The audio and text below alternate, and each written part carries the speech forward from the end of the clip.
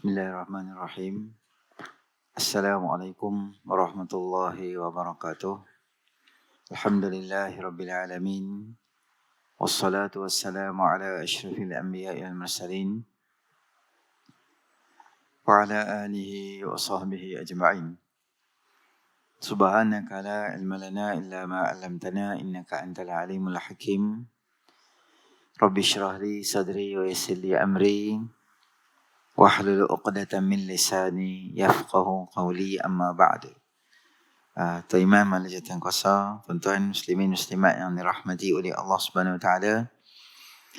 Pertamanya kita panjatkan kesyukuran kita kepada Allah Subhanahu Wa Taala kerana dengan limpah rahmatnya Allah Subhanahu Wa Taala beri kita sama-sama ruang dan peluang berada di dalam majlis ilmu kita pada malam ni. Moga-moga keadaan kita akan termasuk dalam timbangan amal soleh kita nanti. Amin ya rabbal alamin. Kita guna 40 kisah menarik daripada Al-Quran. Kita sampai pada kisah yang ketiga pada malam ni. Kisah yang ketiga. Kata pengarang rahimahullah ta'ala, sanggup menipu depan Allah. Firman Allah Subhanahu wa taala, a'udzubillahi minasyaitonir rajim. Wa kadzalika ja'alnakum ummatan wasatan litakunu syuhada'a 'alan nas wa yakuna ar-rasulu 'alaykum shahida. وما جعلنا القبلة التي كنت عليها إلا لنعلم من يتبع الرسول ممن ينقلب على عقبيه وإن كانت لكبيرة إلا على الذين هدى الله وما كان الله ليضيع إيمانكم إن الله بالناس لرؤوف رحيم.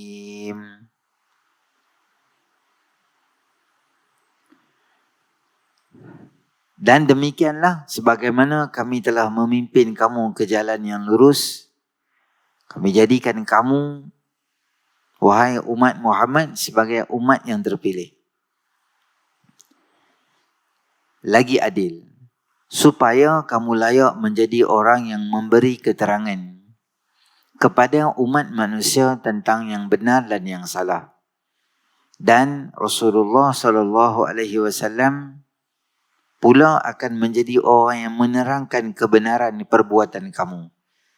Sebenarnya kiblat kamu adalah Kaabah dan tiadalah kami jadikan kiblat yang engkau menghadapnya itu, wahai Muhammad, melainkan untuk menjadi ujian bagi melahirkan pengetahuan kami tentang siapa yang benar-benar ikut Rasul serta siapakah yang membenarkannya dan siapa pula yang berpaling tadah, yakni berbalik kepada kekufuran.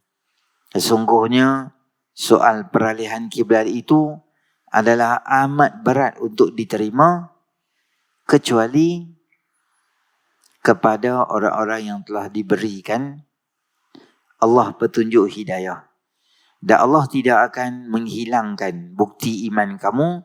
Sesungguhnya Allah amat melimpah belas kasihan dan rahmatnya kepada orang-orang beriman. Baik. Kisah ini adalah kesinambungan daripada kisah yang kedua berkaitan dengan peristiwa tahwilul qiblah, perubahan arah kiblat. Yang asal dia adalah di Palestin, kemudian lebih kurang 16 atau 17 bulan diubah kepada Masjidil Haram. Kisahnya adalah sesudah turun ayat tentang jawapan Allah pada orang Yahudi tentang olok-olok mereka mengenai perubahan kiblat, maka Allah menurunkan pula ayat ini sebagai rentetan peristiwa tersebut. Sebagaimana kedudukan Kaabah berada di tengah-tengah bumi, begitulah Allah menjadikan umat Nabi SAW sebagai umat pertengahan. Allah mengiktiraf keadilan umat Nabi Muhammad dengan menjadikan mereka saksi ke atas umat yang lain di hari akhirat. Bahkan umat ini menjadi saksi pada Rasul dengan membenarkan dakwah yang telah mereka sampaikan. Baik. Di akhirat nanti, tuan-tuan muslimin rahmati oleh Allah, semua manusia dalam suasana di akhirat ni adalah suasana nak selamatkan diri sendiri. Keadaan sangat getir dan payah. Terutama ketika apabila berada di mahsyar. Semua orang tak berani nak cakap. Semua orang tak berpakaian. Semua orang dalam keadaan tak berkasut. Semua orang tak berkhatan. Matahari didekatkan. Berdiri sempit. Torture. Stress. Depress. Anxiety. Sebab berdiri tak boleh duduk. Lapak tak boleh makan. Dahaga tak ada ayak. Berdiri puluhan tahun, ribu tahun. Berdiri dengan lapak, dengan letih, dengan tak larat. Maka dia punya tekanan ni bukan sahaja luaran. Juga tekanan tu adalah mental dan fizikal. Mental ni duk fikir macam mana nak jadi apa. Buku catatan nak dapat ni, lepas ni jadi apa, lepas ni jadi apa. Itu dah jadi stres dah duk fikir aku tu dah. Secara fizikal ni pun sama juga. Jadi macam berat, badan tak boleh duduk, letih, panas, dahaga, lapar, tak boleh mandi. Duduk berdiri di situ, bukan duduk berdiri di situ.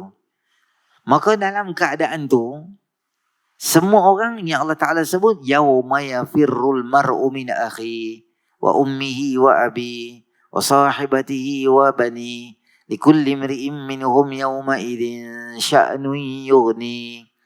Mak jumpa anak lari. Anak jumpa mak lari.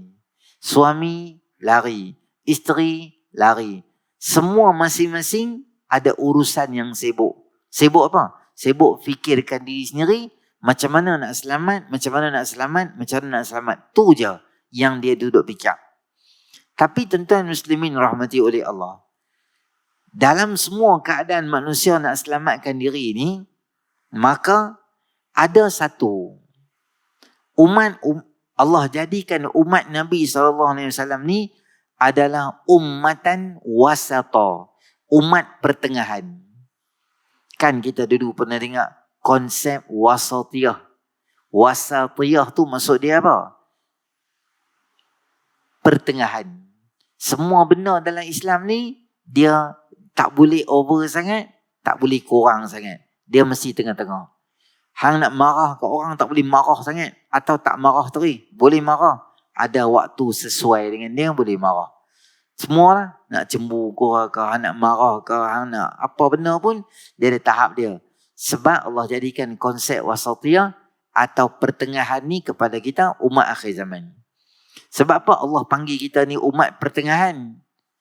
Kerana nanti di akhirat nanti, umat-umat terdahulu mereka akan engkari Nabi yang pernah mai dekat mereka. Sebab mereka nak selamat diri.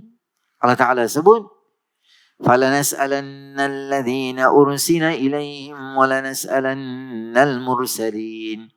Kami akan tanya orang yang diutuskan Nabi pada mereka dan Nabi-Nabi juga akan ditanya.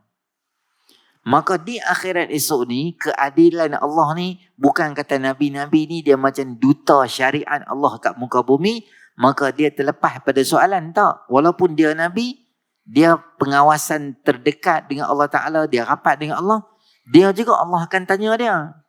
Adakah kamu dah sampaikan apa yang aku beri pada kamu? Maka Nabi-Nabi ni dia ada 4 sifat dia. Apa dia sifat para Nabi ni? Ada tabligh, fatana, ada siddiq, amanah, tabligh, fatana. Antara sikap mereka adalah siddiq ni tidak, Nabi-Nabi ni dia tak ada konsep ranja atau bohong orang. Bila Allah kata sampai dah, mereka kata sampai, wahai Allah, semua kami sampai dah, hak kena cerita. Tapi masalah sekarang ni adalah umat ketika tu adalah umat yang nak selamatkan diri. Maka umat Nabi-Nabi dulu akan cuba cari jalan untuk menafikan dakwah para Nabi. Dakwah para Nabi ni bermula pada zaman Nabi Allah Nuh AS, berlaku penyembahan berhala.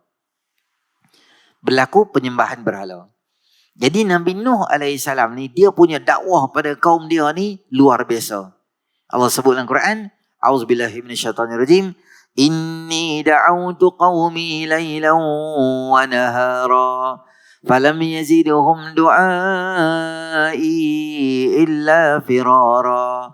Aku sampaikan dakwah pada umat aku pagi dengan malam. Bukan ceramah malam ya. Pagi pun ada. Nabi Nuh AS buat dakwah 2 version. Falam yazidhum du'ai, dan mereka ni tidaklah respon pada setiap dakwah aku, melainkan mereka akan lari. Mereka jumpa Nabi Nuh AS daripada jauh, belah Nabi Nuh mai, belah tinggal gitu. Macam mereka jumpa jemaah tabligh lah. Takut budak-budak main takraw, tinggal bola-bola takraw semua belah. Satgi kira lain, tak pakai kasut pun tak apa, satgi main pusing main beg lain. Nabi-nabi ni bila orang tengok, mereka jadi alamak malas lah. Dakwah Nabi Nuh ni nak main cerita bab Islam, nak cerita dia Nabi semua, aku malas. Mereka pun belah. Wa inni kullama da'utuhum litaghfira lahum ja'alu asabi'ahum fi adhanihim wastaghshaw thiyabahum wa asarru wastakbaru istikbara. Yang jumpa pada jauh dan lari, mereka lari. Ada tempat yang tiba-tiba Nabi Nuh sampai, sergah mereka. Mereka tengok, alamak Nabi Nuh pula, tak ada nak belah orang ni. Apa mereka buat? Ja'alu asabi'ahum fi azanihim. Buh tangan dalam telinga. Nabi Nuh cakap, mereka kata, habis dah? Ada lagi? Cakap. Habis dah? Habis dah? Okey, habis dah? Okey, boleh jalan. Macam tu buat dengan Nabi. Padahal dia Nabi tak mau dengar. Ada hak lain tak dan buh telinga ambil apa? Wastaghshaw thiyabahum. Tutup dengan baju. Tarik baju naik di atas aku tu, ataupun ambil pada bawah aku tu, atau ambil kain apa-apa tutup. Tak mau tengok. Bukan kata dengar cakap Nabi Nuh tu pun benci. Muka Nabi Nuh tu pun benci. Thumma inni da'utuhum jihara. Wahai Allah, aku ada juga konsep dakwah yang aku buat pada mereka secara berterang-terangan. Thumma da'utuhum wastakbaru istikbara thumma inni da'utuhum jihara thumma inni a'lantu lahum wa asrartu lahum israra. Ada yang aku dakwah secara terang-terang, berani depan orang. Ada yang aku pergi dakwah seorang-seorang secara sir. Duduk dewa sembang, jomlah kita sembah Allah, jangan sembah berhala. Jomlah sembah Allah, jangan sembah berhala. Mereka punya tak mau pada dakwah Nabi Allah Nuh AS. Apa mereka buat? Asratul faqultu astaghfiru rabbakum innahu kana ghafara. Nabi Nuh kata, jomlah kita istighfar ke Allah, minta ampun ke Allah. Allah tu maha baik, dia akan ampunkan semua dosa-dosa kita. Di dalam kitab Nisa'ul Anbiya, isteri-isteri para Nabi, ditulis oleh Imam Khalil Jum'ah. Kecil, saya rasa dalam 90 ke 100 muka surat macam tu je. Nabi Nuh AS doa. Apa doa dia? Rabbi la tazar alal ardi minal kafirina dayara innaka intazarhum yudhillu ibadaka wa la yalidu illa fajiran kafara. Ketika kemuncak kemarahan Nabi Allah Nuh AS, dia angkat tangan doa, ya Allah, jangan tinggal satu pun rumah orang-orang kafir di muka bumi ni, ya Allah. Kau musnahkan semuanya, ya Allah. Kerana mereka ini adalah golongan yang sombong dan mereka tidak melahirkan melainkan zuriat-zuriat yang rosakkan orang. Doa Nabi Nuh ni ulama bincang, bolehkah kita doa kemusnahan pada orang? Doa bagi lingkup orang, doa bagi jahanam, doa bagi tolenji, boleh ke orang? Boleh. Tengok konteks Nabi Nuh AS. Berapa tahun dia buat dakwah? 83 tahun. Siang malam cerita bab Islam. Pelbagai versi secara terang, secara sembunyi. Semua dah buat dah. Puluhan tahun buat dakwah, tak mau dengar. baru dia mai tahap marah dia tu. Itu logik untuk dia. Takat kita pergi habaq kat anak-anak muda, dia mai habaq kita, pakcik jangan sibuk lah, kami semayang tak semayang. Pakcik pun bukan bagus ingat. Dia cakap kita gitu, terus kita doa, ya Allah beri laknat pada budak ni. Kan? Tu bukan level kita nak doa laknat atau kemusnahan. Tapi Nabi-Nabi ni bila dia dah mai tahap satu peringkat yang tak boleh kawal dah, baru dia doa. Kisah ni terjadi kata apa? Kata Syekh Khalil Jumaah, ketika Nabi Nuh AS sedang sembahyang, seorang tua, pakcik tu dah tua dah, dukung cucu dia, Hafid, cucu laki dia. Dia duduk belakang Nabi Nuh. Dia kata, hang tahu ni siapa? Ni orang jahat. Hang tahu ni siapa? Dia pelingkup negara kita. Hang tahu dia ni siapa? Dia ni duduk kutuk Nabi Nuh ni macam-macam. Sehingga budak tu dalam dukungan, mungkinlah tak tahu bawah 6 tahun ke, atau kita kata dalam 3-4 tahun macam tu lah kot. Dia kata Tuan dia, biar saya turun.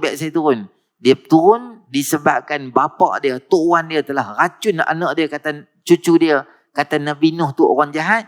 Maka dia ambil batu budak kecil ni, dia baling kat Nabi Nuh yang sedang semayang. Dia kata, maksudnya dia maki Nabi Nuh, dia marah, hampirlah apa semua. Padahal dia budak kecil lagi. Tang tu Nabi Nuh doa, ya Allah, jangan tinggal satu rumah pun. Sebab apa? Sebab kamu tinggal, dia tu jahat. Dia transfer jahat dia bukan pada dia. Dia jahat transfer pada cucu dia. Maka cucu dia tak tahu menahu, tak tahu hujung, tak tahu pangkai, tapi nak marah kepada Nabi Allah Nuh AS. Semua kerja Islam ni Nabi Nuh dah buat dah. Tapi bila sampai dekat akhirat esok ni, bila berada di mahsyar, apabila ditanya kepada umat Nabi Allah Nuh AS, tanya pada Nabi Nuh dulu, wahai Nuh, betulkah kamu ni dah sampai risalah? Dia kata, wahai Allah, betul. Saya sampai dakwah siang, malam, pagi, petang, saya sampai. Mahkamah tu, mahkamah di akhirat. Nabi Nuh ni, kalau bahasa kita mudah faham, dia duta Allah Ta'ala ke muka bumi lah. Staff lah. Staff maksudnya orang. Orang tu orang kita. Tapi nama kata perbicaraan akhirat tu dia adil tu, Nabi Nuh pun kena masuk kandang. Padahal Allah tahu dah Nabi Nuh ni buat kerja Islam. Tapi nak telus duduk di sini. Hang sebelah, duduk sebelah. Betul ke Nuh dah sampai? Dia kata, betul ya Allah, saya dah sampai. Tanya umat Nabi Nuh. Wahai umat Nabi Nuh ni sampai dah ke hangpa? Mereka kata, wahai Allah, kami tak pernah tengok muka ni kat kampung kami. Kami tak tahu pun dia siapa. Betul kalau dia bagi tahu kat kami awal, lama dah kami tinggal berhala. Kami ni pun bukan jahat sangat. Kalau orang cakap kami ikut, mereka seleweng. Mereka spin 380 darjah. Mereka ranjau depan Allah Ta'ala. Tu tajuk kita apa? Sanggup menipu depan Allah. Agak-agak lah bang. Depan Allah kot. Anak ranjau. Allah ni tahu dah semua benda. Tanya ni bukan nak tahu. Tanya tu nak tengok terah mana ketegak tu.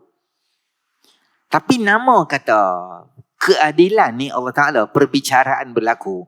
Bila satu pihak kata aku buat sampai Islam, satu pihak kata tak, aku tak sampai Islam, maka siapa yang akan selesaikan masalah ni? Allah memanglah Tuhan Maha Adil. Keadilan Allah tu macam mana berjalannya? Maka akan dijemput saksi tambahan untuk isu ni. Siapa saksi tambahan? Itulah dia umat Nabi SAW yang akan jadi saksi. Maksud umat pertengahan tu apa? Dia main duduk di tengah-tengah untuk selesaikan isu antara Nabi Nuh dan umat Nabi Nuh dan Nabi-Nabi yang lain. Maka akan dikatakan pada Nabi Allah Nuh AS, macam mana ni? Maka datang umat Nabi SAW. Umat Nabi akan kata, tunggu. Kami saksi. Betul, Nabi Nuh buat dakwah.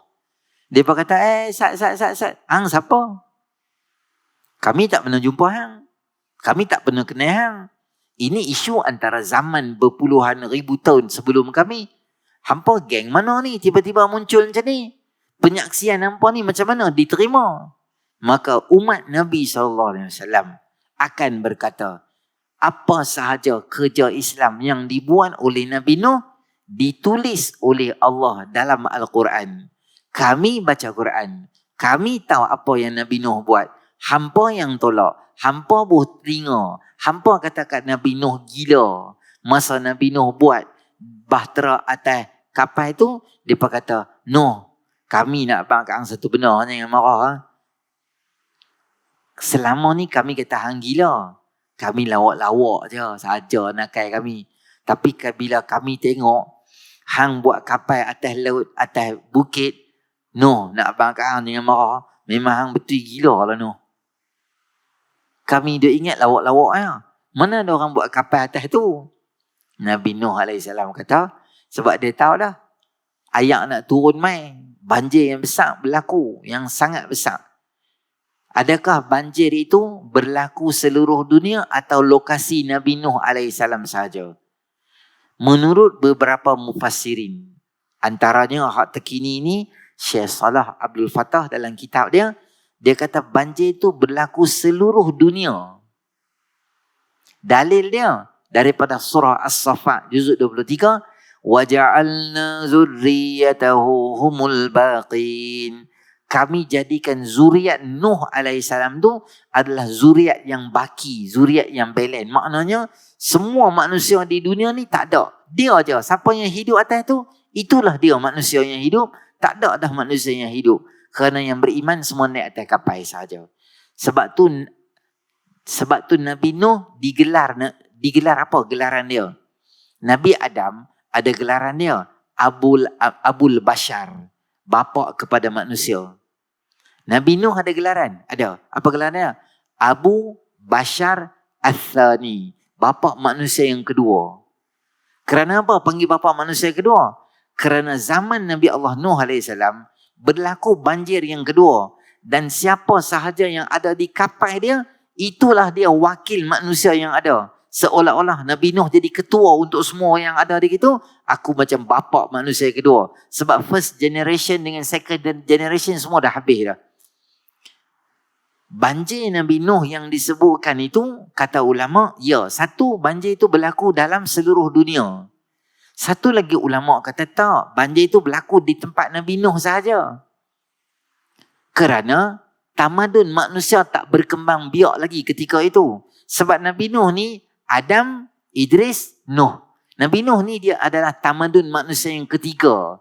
Baru manusia duk mula berkembang, berbiak macam tu. Jadi kawasan penempatan manusia tu tak banyak ada sampai ke, kalau bahasa kita sampai Antartika lah, apa jauh-jauh tu tak. Di kawasan yang sekitar di situ. Jadi bila banjir kawasan yang sekitar di situ saja pun dianggap seluruh dunia, sebab tempat lain tak ada manusia lagi. Tempat tu je ada manusia. Cuma saya terfikir, teringinlah nanti ya. Saya nanti masuk syurga nanti kan, request kat Allah, boleh tak saya nak tengok kapal Nabi Nuh? Itu tamadun manusia yang ketiga. Nabi Nuh buat kapal. Dan Nabi Nuh ni tuan-tuan, bila dia buat kapal, zati alwahim wa dusur. Kapal itu dibuat daripada paku dan kayu. Dia tak ada macam kita sekarang ni, macam apa-apa yang tak bagi halang ayak masuk tu. Maknanya dia semata-mata buat dengan kayu, dengan papan, tapi bawah bimbingan atau Allah bagi ilham pada Nabi Nuh AS buat kapal. Kapal itu besar dia kira boleh masuk binatang, manusia. Saya pun duk fikir juga. Kapal itu berlayar dalam satu tempoh lah.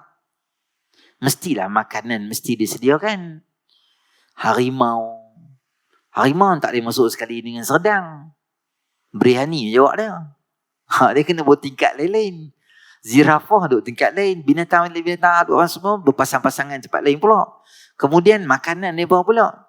Manusia duduk di atas tu, manusia tu nak makan apa pula. Kapal tu besar mana. Dan dia boleh tampung semua benda tu dengan makanan, dengan binatang, dengan manusia. Keluarga 83 orang. Family mereka lagi, anak-anak kecil lagi semua duduk di mana.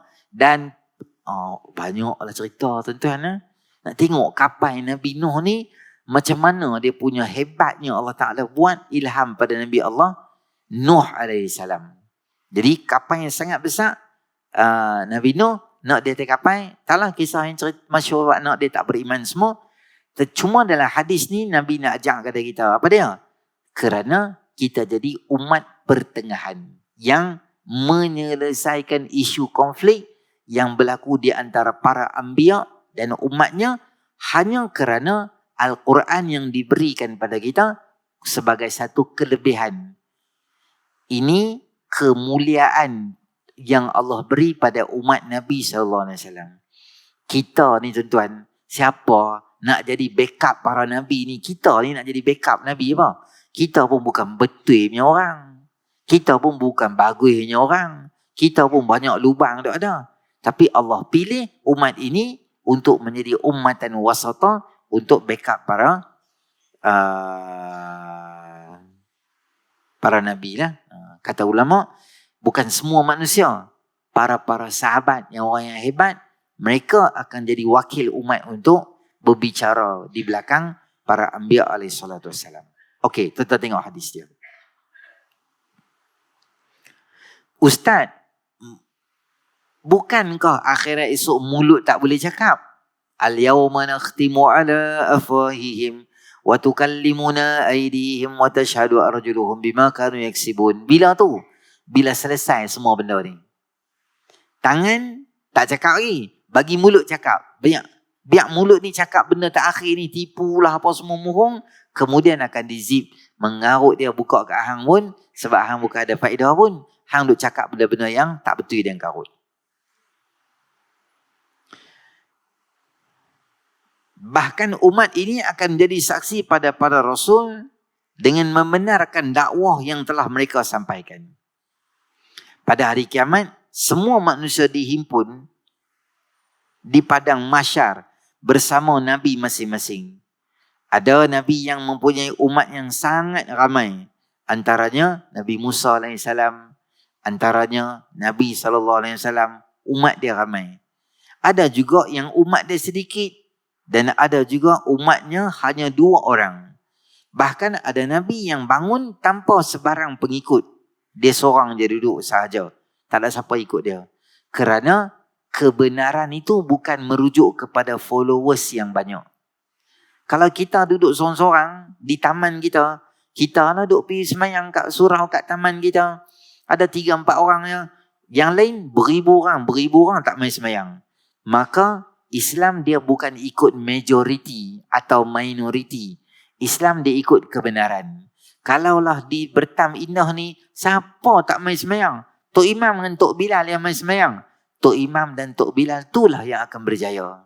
Kita jangan kata, ramai je orang tak semayang, tak apa kot. Tak. Semua orang tak semayang bukan bermakna tak semayang tu baik. Ramai orang tak pakai tudung bukan bermakna tak pakai tudung tu baik. Apa yang orang buat dan orang like video dia, belum tentu benda tu baik. Nak baik tak baik, tengok Allah dan Rasul kata apa. Biar kita seorang, tapi kita beri atas kebenaran. Nabi-Nabi, tak ada masalah apa. Ada followers yang ramai, okey. Tak ada siapa followers dia, tak apa. Maka kita jangan sedih bila kita buat baik, orang tak like, share status kita tak payah risau. Video-video baik yang kita publish di YouTube ke, di mana-mana ke, media sosial ke, siapa pun tak tengok. Ada 2 orang tengok, ada 4 orang komen gitu. Tapi yakin benda baik yang kita buat, benda tu adalah kebaikan, dia akan bantu kita. Macam baru ni ya, perempuan tu, dia ada masalah apa tak tahu, anxiety ke tak apa tak tahulah. Dia pergi buat apa? Dia minum arak. Bukan arak yang biasa jenama kita dengar tu. Dia botol biasa ayak tin, tapi dalam tu ada 1 atau 2% alkohol. Maka kaedah dia, saya beritahu kat tuan-tuan, iza jtama al-halal wal haram faghulibal haram.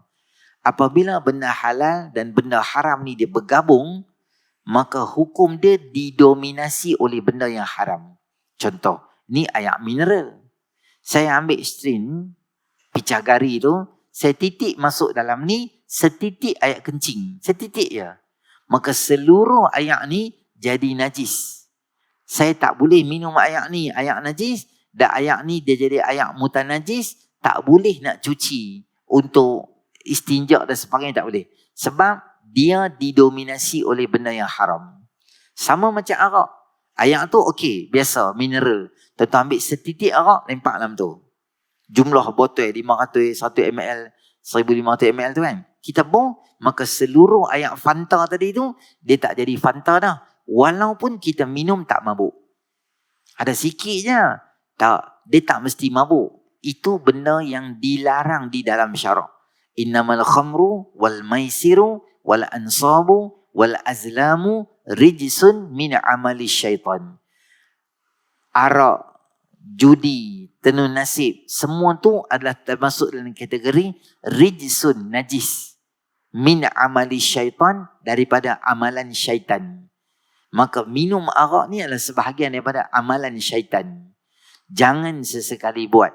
Tapi masalahnya adalah video tu viral sebab perempuan tu menangis, saya ada masalah banyak, beng, saya ada masalah, beng. Dia ada masalah di darah arak tu.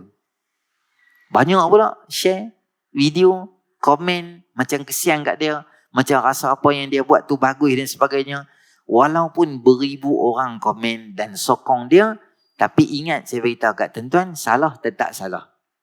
Saya tak ingat cerita kat tuan-tuan, Jabatan Agama buat serbuan dekat Tanjung tu, dekat Jalan Kapitan Keling tu, situ Jalan Puaka tu. Start daripada Masjid Anjuman depan tu, line clear tu, sampai situ. Situ tahu nama dia apa? Jalan tu. Starter Kit Neraka nama dia. Semua dah. Hang nak cari arak ada. Hang nak cari tak berapa nak lelaki, tak berapa nak perempuan pun ada. Semua ada package lengkap. Kebiasaannya lain tu memanglah. Pelancong Korea, Jepun, Amerika, Melbourne pakai beg besar-besar duduk tengah jalan minum arak gitulah. Macam-macam orang. Tak berapa nak lelaki pun, tak berapa nak perempuan pun ada arak. Saya lalu balik kuliah pun dia panggil. Haji, mainlah Haji. Haji kot, agak-agak abang. Janggut 2 kilo kot. 2 kilo pun dia panggil agak. Sebab apa dia berani panggil? Sebab ada lah Pak Haji mana duk pergi kot. Pak Haji ni orang motor punya. Pak Haji Jaipon duk pergi singgah kat mereka. Sebab tu dia duk nampak macam Pak Haji ni boleh makan cekak agak kot. Nak lepas tu. Lalu sebelah ke atas dia ada parking tu duk lambai ke tu. Berhenti motor cari mampui. Dia bubut. Dia laki, dia cekuk muka hang. Tangan bapak besar kot. Buat teluk cekuk muka hang tu mampui ke tu. Di situ, biasanya orang putih, orang luar, Cina, Taiwan, Jepun lah, minum arak semua situ. Baru ni terlepas kot Jabatan Agama buat serbuan, jumpa budak-budak kita, beratus orang. Orang Islam, budak-budak muda. Pakai tudung minum arak tu. Jabatan Agama kumpul daripada ni semua, Jabatan Agama tanya, yang hampa ramai-ramai main sini buat apa? Hang pakai tudung semua minum arak sebab apa kat sini? Antara jawapan yang banyak, yang popular yang dijawab oleh orang di situ, dia kata apa? Dia kata, depa aja. Depa kata minum tak mabuk tak apa, dia kata. Selagi tak mabuk, selagi tu boleh minum. Dia faham mana saya tak tahu. Saya difahamkan. Arak kalau mahal lambat mabuk. Tak tahulah, saya nak tanya tuan-tuan tak boleh. Tuan-tuan bukan kaki minum arak. Saya pun dapat difahamkan. Arak yang 20,000, 30,000, 50,000. Hak jenis arak tu, hang minum tu dia steady je. Hak jenis, hak cokia, hak tu beli di peti ais merepek di kedai-kedai runcit tu. Hak jenis 2 tin jadi bengong, duk bawa kereta melawat arus jadi tak ketahuan ke tu. Hak tu jenis murah je. Jenis pesik bajet je. Ekonomi jadi bengong ke tu. Mereka minum tu katanya tak mabuk. Jadi dia syok dia minum sampai dia. Tak boleh ke? Katalah hang order nasi Arab. Satu pinggan besar cantik lawa dengan ayam dengan kambing, lamb shank apa semua ni. Ayam order apa? Ayam temikai. Kawan nak makan kita tunggu sat. Aku bagi hadiah kat hang. 2 titik kita buh. Macam gula stevia. Tek gitu. Weh hang buh apa? Itulah ayam kencing aku. Kita kata, itu kata apa? Orang aja. Aku baru nak makan, baru kencing buat apa? Dia tak apa. 2 titik bukan rasa apa. Dia masih rasa temikai lagi. Tak ada apa orang boleh makan. Agak-agak dia tu minum lah ayak tu. Dia tak minum lah, dia baling. Agak-agak hang kencing takkan aku nak suruh aku minum. Nasi yang dia duk makan, nasi Arab cantik tu, kita ambil sikit je. Najis baby. Simpan dalam pampers, lempak dalam tu, buat macam acar buah kat dia. Goi sekali semua aku tu. Dengan jelatah, dengan kuah kacang buat tu. Dia kata, buat apa ni? Sambai pudina, bukan? Sambai nyok, bukan? Yang ni sambai lain. Sambai drypers punya. Pampersnya. Weh, dia kata apa? Korang ajak hang menghilangkan mood aku nak makan lah. Alah, sikit lah. Bukan rasa najis pun. Nasi Arab tu banyak. Matang dunia, bila tercampur benda tak elok, kita tak mau. Tapi matang akhirat, bila tercampur benda najis dan sebagainya, arak tu, maka kita rasa tak apa kita minum. Sebab agama dia tak boleh pakai akal, dia kena ikut syariat. Tak boleh, tak boleh. Macam puasa, boleh telan sebiji nasi. Ada nasi sebiji yang boleh? Sebiji. Makan, Tuhan kira pula. Aku 11 jam tahan sebiji nasi pun kira buat teruk tu, bukan aku kenyang pun. Tak. Hang kenyang tak kenyang tu bukan soalan dia. Hang makan, hang batal. Kita dahaga pukul 3 petang ambil ayak, setitik pun dalam mulut tak gitu. Ayak tu kena kat lidah pun dah kering dah. Batal tak puasa? Kalau kita minum ayak tu, kita minum ayak 5 kali. Batal? Ustaz, setitik Ustaz. Bukan rasa apa pun. Kira lah Islam ni. Tak, dia peraturan dia macam tu, undang-undang dia. Tak boleh, tak boleh. Boleh, boleh. Dah minum arak setitik, mabuk tak mabuk, tu bukan soalan dia. Tak boleh, tak boleh. Tapi benda ni, dia mendapat perhatian di kalangan masyarakat. Orang ramai duk ikut benda pelik-pelik macam ni. Maka, walaupun ramai orang ikut benda tu buat, dia salah, dia tetap salah dalam syarak. Sama tengok para Nabi, tak ramai. Mereka duk seorang dua je, tapi Allah beri pada mereka kemuliaan. Setiap umat akan dipanggil lalu ditanya kepada mereka, apakah Nabi ini telah menyampaikan perintah Allah kepada kalian? Mereka menjawab, tidak. Tu dia. Umat-umat dia kata, tak. Nabi-Nabi tak kata apa pun.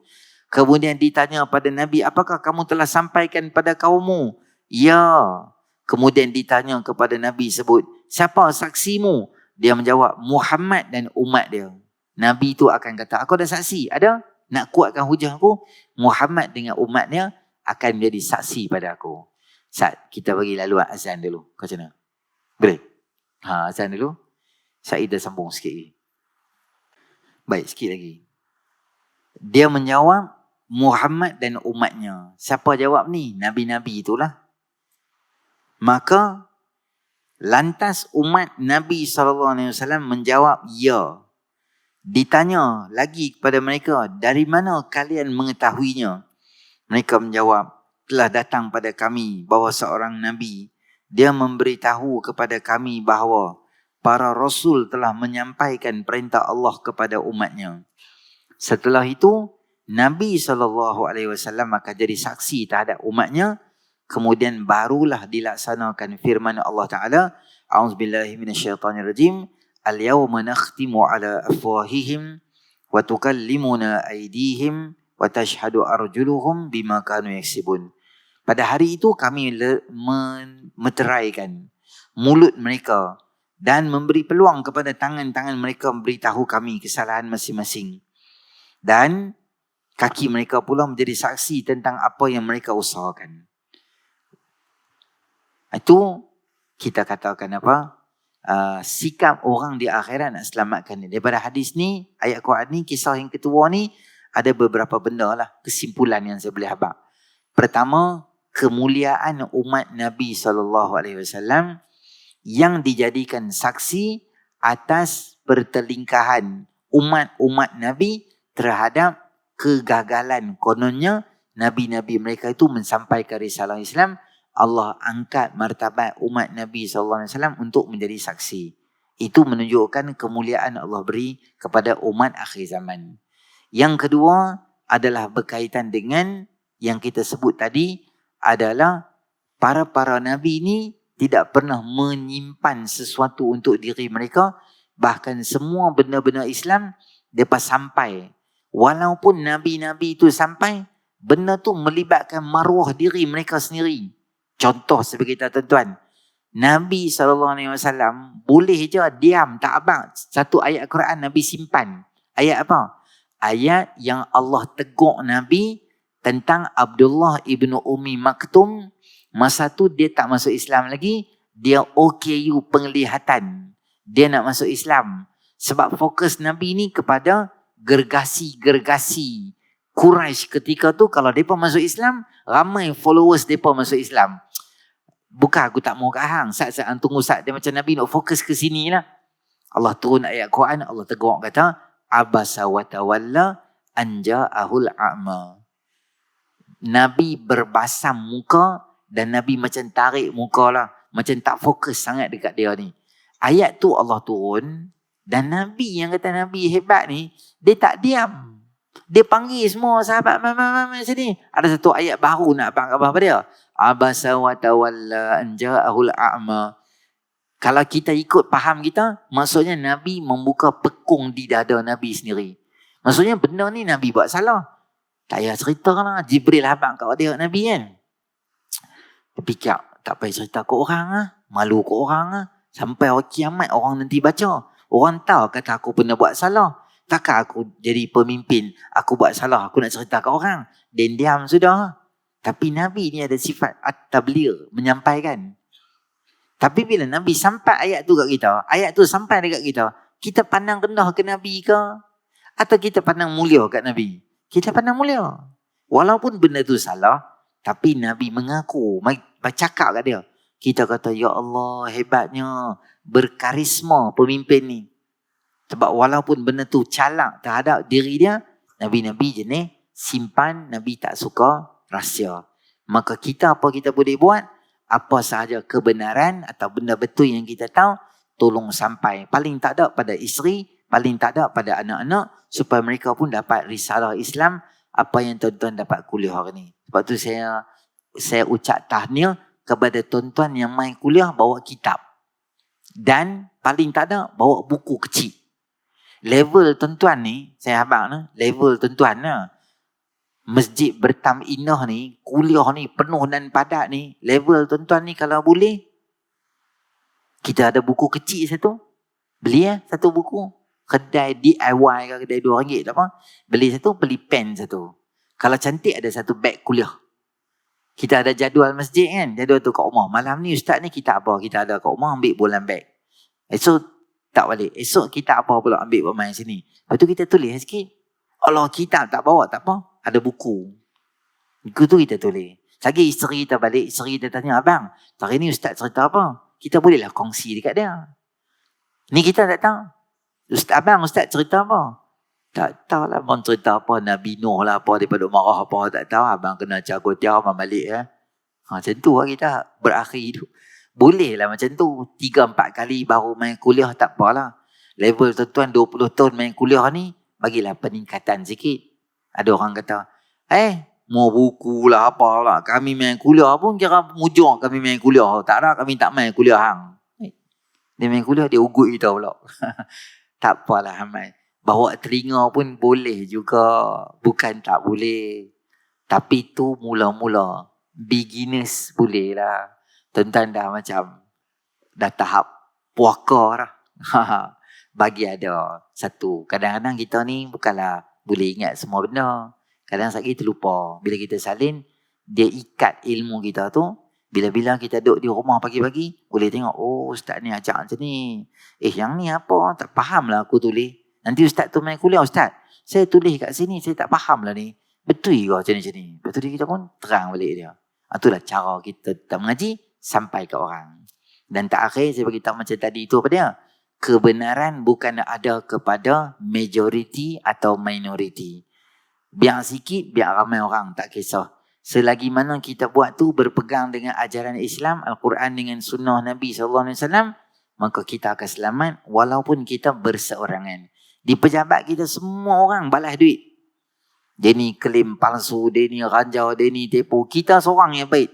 Biar pergi kita seorang, kita berjaya. Hak lain semua tu adalah yang tak baik dan tak bagus. Okey, nanti kita akan jumpa satu kisah yang lain, kisah yang keempat, berkaitan dengan seorang sahabat yang bernama Sayyidina Ash'ath. Sayyidina Ash'ath ni, dia ada satu tanah. Orang Yahudi tu dia main. Dia kata, tanah hang ni duk biang saja. Apa kata hang bagi kat aku bolehlah buat rumah sewa ke apa tang ni. Nanti bila-bila hang ada bisnes nak ambil tanah ni balik, hang ambil balik. Sayyidina Ash'as kata, cantik juga idea hang. Okey lah. Hang ambil lah tanah ni. Yahudi tu buat rumah lah apa semua. Yahudi tu, dia habaq kat semua orang. Kata ni tanah dia, dia buat rumah tu rumah dia. Sayyidina Ash'as ranjau. Dia nak mencuri tanah aku. Tapi hitam putih tak ada. Sayyidina Ash'as pergi jumpa Nabi SAW. Dia report. Dia kata, wahai Rasulullah, tu tanah saya. Nabi tanya dia, hang bagi kat dia, ada hitam putih apa-apa perjanjian. Dia kata, tak ada, tapi itu tanah saya. Macam mana aku nak tahu tu tanah hang? Sekarang macam mana aku nak kata Yahudi ni tipu? Ada sedikit konflik di situ. Kita akan huraikan konflik dia pada bulan depan. Saya pun pandai, saya takkan cerita semua cerita kat tuan-tuan. Nanti tuan-tuan tahulah. Entahlah, dia ni main kuliah apa, aku dah tahu dia cerita. Sebelum tuan-tuan scam saya scam tuan-tuan balik. Jadi cerita dia, kita akan jumpa dalam bulan depan untuk kita dapat tahu bagaimana konflik Sayyidina Ash'as dengan Yahudi yang menipu kata tu tanah dia, dan apa ayat Quran yang turun yang menjelaskan isu tu untuk menyelamatkan Yahudi atau menyelamatkan Sayyidina Ash'as. Kita jumpa dalam siri akan datang pada bulan hadapan insya-Allah. A'udzubillahi minasyaitonir rajim. Bismillahirrahmanirrahim. Alhamdulillah alamin, wassalatu wassalamu ala asyrafil anbiya'i wal mursalin wa ala alihi ajma'in. Allahumma anfa'na bima 'allamtana wa 'allimna ma yanfa'una wa zidna ilma. Rabbana atina fid dunya hasanah fil akhirati hasanah wa qina adzabannar. Wa sallallahu ala sayyidina Muhammadin nabiyil ummi wa ala alihi ajma'in. Alhamdulillahi rabbil alamin. Subhanakallahumma wa bihamdika asyhadu an la ilaha illa anta astaghfiruka wa atubu ilaik. Wal 'asr innal insana lafi khusr إلا الذين آمنوا وعملوا الصالحات وتواصوا بالحق وتواصوا بالصبر. سبحان ربك رب العزة عما يصفون وسلام على المرسلين والحمد لله رب العالمين. السلام عليكم ورحمة الله.